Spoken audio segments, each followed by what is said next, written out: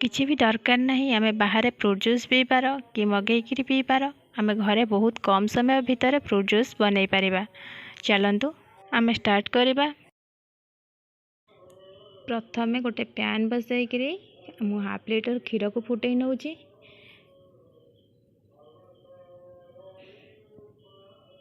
क्षीर को आमे एमती गोलेबा मझिरे मझिरे स्लो रे रखिकरी कहीं क्षीर हमर उतुरिकी पशि जाए।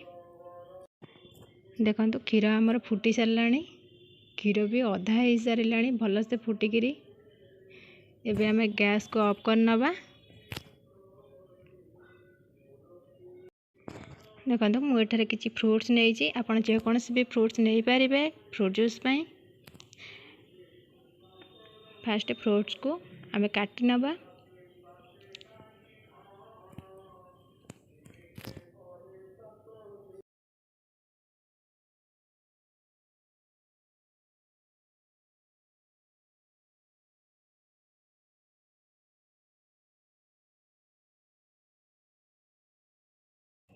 सबुतक फ्रूट्स काटी नहीं। देखो क्षीर को भी मुझे गोटे साइड रे ठंडा करने रख छाड़ी देती। तो क्षीर मत ठंडा हो सारी से सब फ्रूट्स को ऐड कर नवा।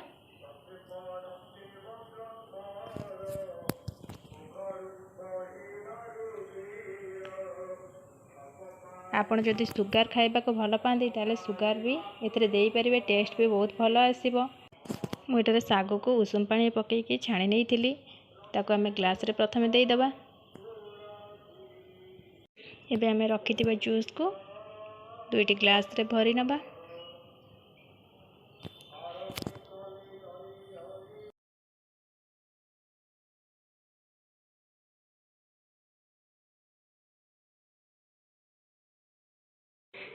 एबे मो ग्लास रे जूस सब को भरी नहीं छी। किछि आइस देई दबा।